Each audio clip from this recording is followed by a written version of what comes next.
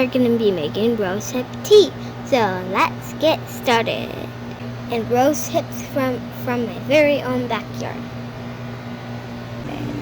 So the first step that you're going to want to do is you're going to pick our biggest rose buds, like this one, and how about this one up here? And be careful not to hurt, like poke your fingers. Oh, there's two back there that are really good.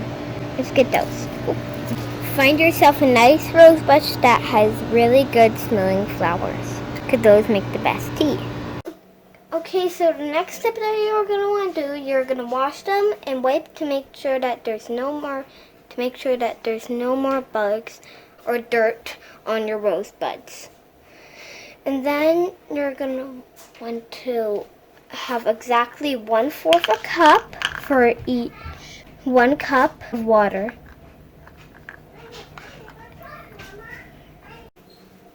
So we didn't have enough rose buds for our whole family, so we add a little bit more water, but so that means our tea is going to be a little bit weak. Strong tea.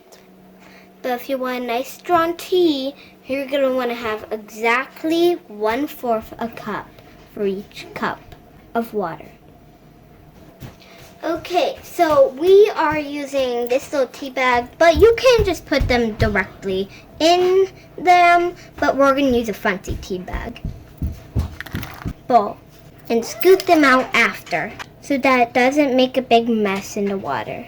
Okay, then you're going to let your water get boiling, and when it's done boiling, you're going to want to turn it off and then add your rose buds in.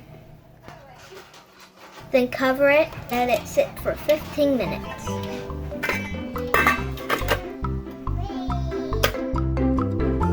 So when your tea is done steeping, you're going to want to add a little bit of sugar.